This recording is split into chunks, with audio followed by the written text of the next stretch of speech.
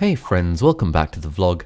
In this study with me video, I'll take you through a day in my life during a weekend on call for obstetrics and gynecology, where I try my best to squeeze in some studying during moments of downtime. The day starts at 6:15 when I wake up in the hotel room that I'm staying in with my cousin for the weekend of on-calls, just for fun. At 7 AM, I head down to the restaurant for breakfast, which sadly doesn't open until 8, but they very kindly make me an avocado and rocket sandwich, which I have with a croissant, orange juice and some coffee.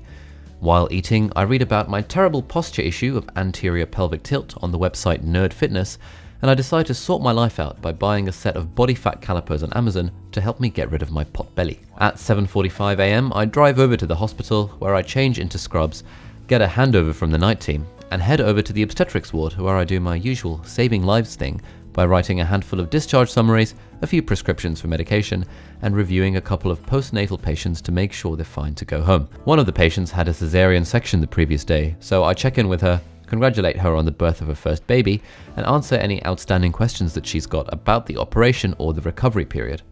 We chat a bit about exercise and contraception following a C-section, and I wish her the very best for a future filled with sleepless nights and the joys of parenthood. By 10:15, all the morning's jobs are done, so I head to the restaurant for a cheeky latte and a banana. I bust out my trusty iPad Pro and start plotting the structure of this very video before sorting out some of my e-portfolio assessments. As doctors, in every placement, we have to do a handful of case-based discussions and get feedback from different members of the team about our performance. Last year, I left this till the last minute, so this year I've promised myself that I'll get these things sorted well in advance, so I'm not scrambling around like a raccoon with a foreign object in its rectal orifice. At 11:30, I get called to the labour ward for various small bits, like discussing some discharge medication with the pharmacy and doing a bit more paperwork.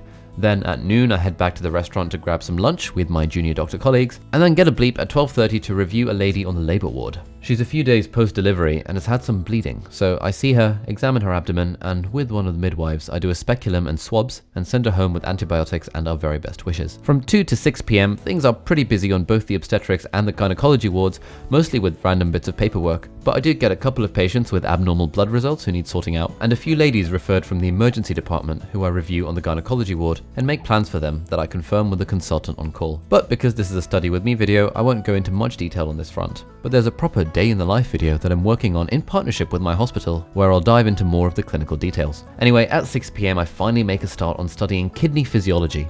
As usual, I'm on my iPad Pro, and I've got the lecture notes open in Notability on one side of the screen, and my own notes in Notion on the other side of the screen. A huge thank you, by the way, to Notion for sponsoring this video, and therefore indirectly funding my hotel stay and all the meals that I had during this weekend.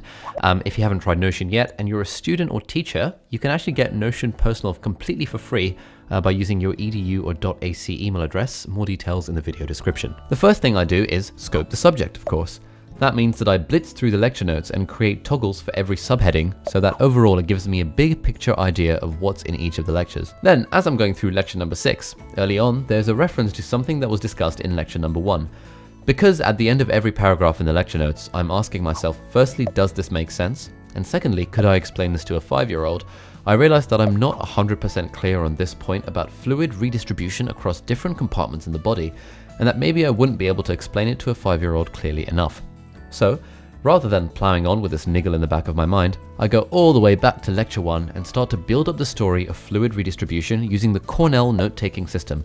In my previous video about how I take notes with Notion, lots of people wanted to get an in-depth look at that, so here we go. Firstly, as I'm going through, I'm typing out the main points using language that's as simple as possible, but secondly, because I'm taking notes using the Cornell method, I try and hide every piece of information underneath a question for my future self. That means that when I'm reviewing my notes in the future, rather than just passively rereading stuff, which would require zero brain power and be completely useless, I'll be testing myself on these questions as I go along. This is active recall in action. It's the act of testing ourselves on stuff rather than just rereading it. And as you'll know, if you're a regular viewer of this channel, active recall is the single most effective studying technique that I've been preaching about for the last 2 years. For some of the content, I'm typing out the key bits in my own words, again, as simply as possible.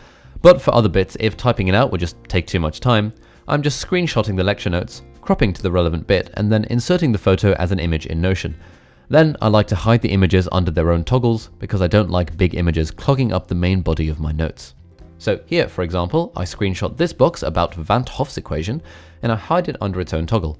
And later on, I screenshot this box about Starling's equation, and again, I stick it under a toggle so that it doesn't mess up the beauty of my notes. By this time, it's around 6:50 p.m, so I head to the hospital restaurant to grab a super healthy snack of French fries with ketchup and mayonnaise, and 20 minutes later, I'm back in the gynecology clinic room and back to work. I continue my way through lecture 6, but after about 20 minutes, I realized that my current levels of brain power, motivation, and discipline really aren't enough to get through this topic right now. So, from 7:35 to 7:45, I procrastinate by slumping on the chair with my belly hanging out, wishing I could take a nap. At 7:45, I get a phone call from a patient asking about some blood results. So I spend around 20 minutes on the phone explaining those to her, and then at 8:05 p.m, I meet with the night team for handover.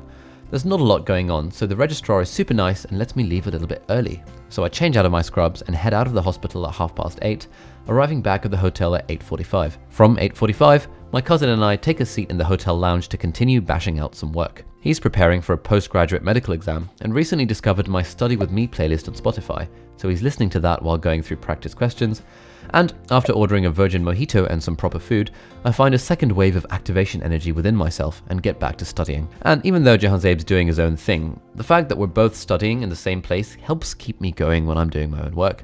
And to make things a bit more social, we're both using the Pomodoro technique here, where we work for 25 minutes and then take a 5-minute break and repeat the process. I don't often use the Pomodoro technique these days, but I find it still quite helpful for keeping me motivated/disciplined to study when my energy levels are particularly low or if I'm working with other people. Anyway, I make a start on lecture 7, but before I start it properly, again, I scope the subject and just make a quick note of the other lectures within the series, just to give myself an idea of where we're heading with all this stuff and where the lectures I'm doing at the moment fit into the bigger picture. And then when I start actually going through lecture 7, again, I scope it by turning all of the subheadings into toggles in Notion. Once that's done, again, I'm just following the basic process of the Cornell note-taking system. I'm typing out the bits that I want to remember, or the bits that are new to me, or the bits that are particularly insightful, and I'm hiding them underneath toggles with questions to force my future self to actively recall them later. Another thing I like to do is convert prose into numbered lists wherever possible. So, for example, in this bit about the different experiments that Verney did, I want my future self to know these off by heart, and so I summarize the various paragraphs in the lecture notes into a list of 5, and I hide them under the toggle Experiments by Verney. But the toggle Experiments by Verney wouldn't be too helpful to my future self, so I add a little hint to remind myself that there's a list of 5 that I need to test myself on. This is another important point that I like to keep in mind, that when I do take notes, I'm taking them for my future self, and because of the way memory works, I know that my future self is going to forget a load of stuff before I see the notes again, and so I make it as easy as possible for my future self to maintain good habits like using active recall and spaced repetition. And another side note, here you'll see in the lecture notes it says, if you plot the concentration of ADH secreted against the plasma osmolality, you'll find that the slope of the relationship is very steep and accounts for the sensitivity of the response. This is way too much of a mouthful, so in my notes I've rephrased it simply as the osmoregulatory system is super sensitive. That phrase, super sensitive, is way too casual to see in a textbook or to write in an essay, but I find that the simpler and more casual I can make my own language while understanding stuff, the more likely I'll be to actually remember it later on. And of course, I've hidden this bit underneath the question, what's the difference in sensitivity between the osmoregulatory system and the baroreceptor in terms of ADH regulation? And that question is a prompt to my future self, as usual. Anyway, our first Pomodoro session finishes at 9:20 p.m, so during the break we chat for a bit. We intend for the break to be 5 minutes, but end up chatting for a little bit longer, and so the second POM session starts at 9:29. Nothing much new to add here really. I just finished lecture 7 and make a start on lecture 8, again scoping the subject before diving into it. At one point I realized to my absolute delight that I can use emojis to represent up and down arrows when typing out physiology processes, which wasn't really a thing when I was going through my first year of medical school, because back in like 2013, emojis weren't as well supported cross-platform as they are now. What a time to be alive. Anyway, the final point I want to make in this video is that when I'm making notes, I'm thinking of them almost as a representation of the model that I've got for the subject in my own brain. If my notes are very clogged up, then so is my thinking on the topic, but if my notes are nicely categorized and look simple enough, then the concepts in my brain will end up being quite simple as well.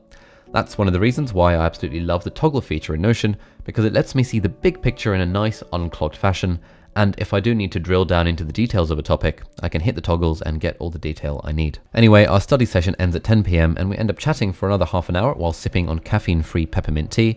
Just before bed, I tried to do a session of gratitude journaling in my Leuchtturm 1917 notebook, but then after a few seconds, I realized that I really can't be bothered tonight because I'm absolutely knackered, so I call it a night, ready to get up at 6:15 the next morning for another 13-hour on-call shift.